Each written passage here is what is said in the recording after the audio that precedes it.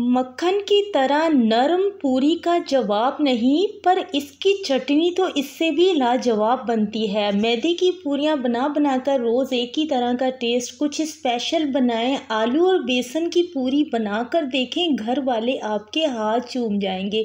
इतनी लजीज बनती है और इसकी चटनी तो इसे चार चांद लगा देती है। इंशाल्लाह ताला खाने वाले इसे सालों नहीं भूल पाएंगे। हमारी बात मानेंगे, इंशाल्लाह दिल खुश हो जाएगा इसे बनाकर। अस्सलाम वालेकुम, मैं हूँ किरण। एक निवाला लगाने के बाद हाथों को रोकना मुश्किल हो जाता है, इतनी कोई ये चटपटी चटनी के साथ बनती हैं। सबसे पहले आपने एक बोल लेना है। पूरी के लिए आटा तैयार करने के लिए 150 ग्राम आप मैदा ले लें। घर के टी कप से माप कर 1.5 कप मैदा ले लें और 1 कप भरकर आपने साथ में बेसन लेना है। हमने यहाँ पर 150 ग्राम मैदा, 100 ग्राम इसमें बेसन मिक्स किया है। अच्छी तरह दोनों चीज़ों को हमने छान लिया है। बेसन की मिकदार इसमें थोड़ी कम रखी है, क्योंकि फिर पूरी जो है बनाना थोड़ा मुश्किल हो जाएगा अगर बेसन हम ज़्यादा रखेंगे। तो मैदा और बेसन, यानी मैदा थोड़ा ज़्यादा जाएगा, बेसन थोड़ा कम जाएगा।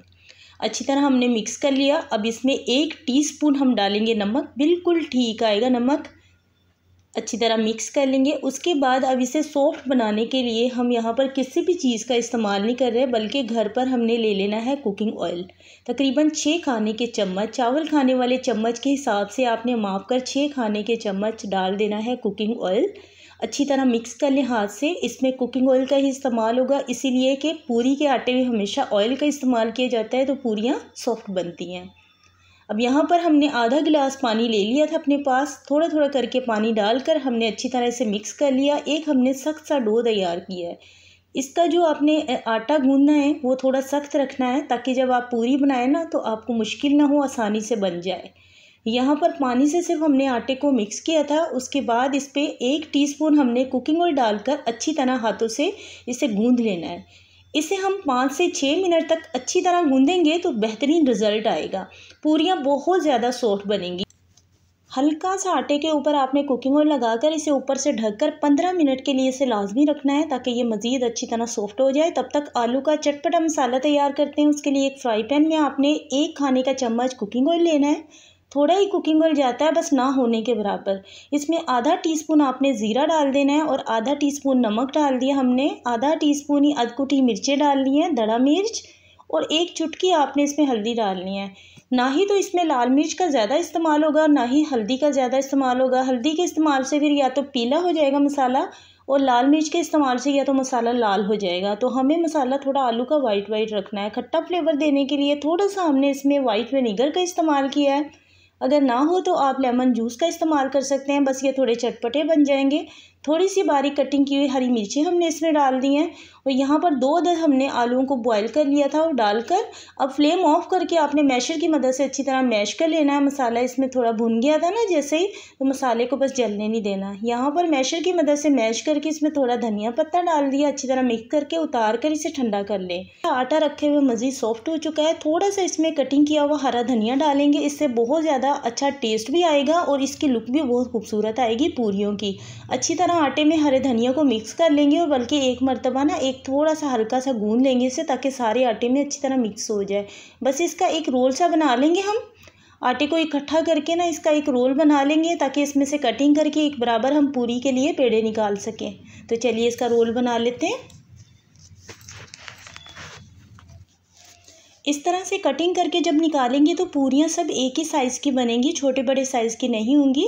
तो यहाँ पर माशाल्लाह से इसमें से तकरीबन 6 पूरियाँ बनकर तैयार हो जाएंगी और साइज़ भी ठीक होगा पूरी का। तो यहाँ पर हमने हाथों से हल्का सा इसे बढ़ा लेना है और इसमें हमने आलू मसाले की स्टफिंग करनी है। इस तरह से हाथों से आपने हल्का सा बढ़ा लेना है, बहुत आसान है। इस तरह से आपने पेड़ा बना लेना है। इसे बेल कर भी नहीं करने की ज़रूरत। यहाँ पर आप हाथ से बढ़ाएंगे ना रोटी को हल्का सा, तो बीच में आलू का मसाला रख के आपने इसे अच्छी तरह बंद करके एक पेड़ा बना लेना है। इस तरह से हाथ से बढ़ाकर नीचे वाली साइड पर आपने खुश्क मैदा लगा लेना है और इस तरह से इसके पानी भी लगाने की ज़रूरत नहीं है। बस इसी तरह से 1 खाने का चम्मच इसमें आलू का मसाला डालें और अच्छी तरह से पैक कर लें और इस तरह से पेड़ा बना लें।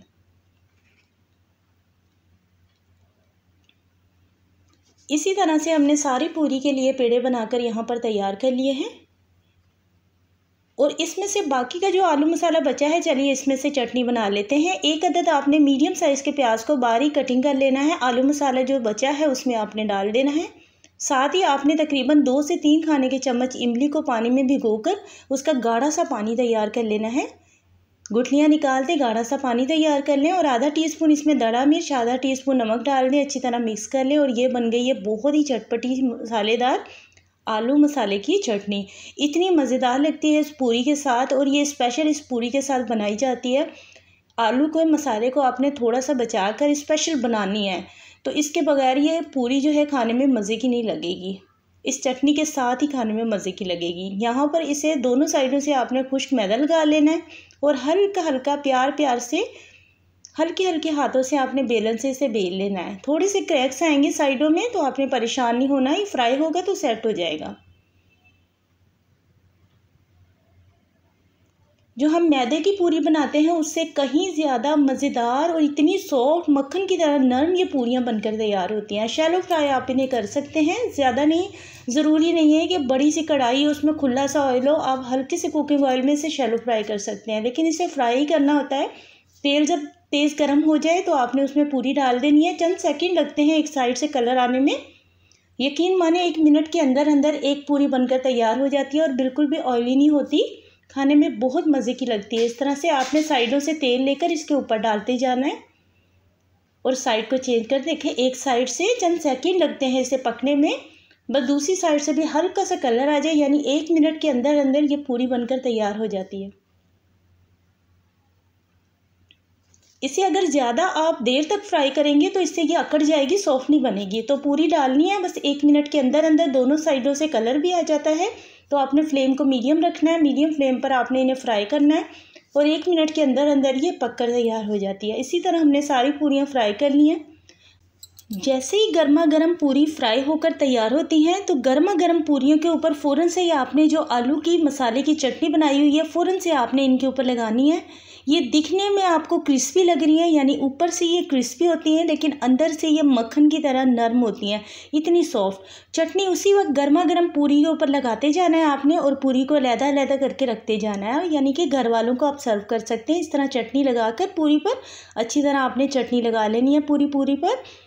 यकीन माने इतनी टेस्टी होती है ये पूरी, आप एक मर्तबा बनाकर खाएंगे इंशाल्लाह आप ही को दुआएं देंगे आप। ये बहुत मज़ेदार बनती हैं, इस चटनी के साथ खाने में बस हाथों को रोकना मुश्किल हो जाता है, दिल चाहता है, यानी 2 से 3 पूरियाँ एक बंदा आराम से खा लेगा। इतनी मज़ेदार, इतनी लजीज लगती है, शाम की चाय के साथ बनाए।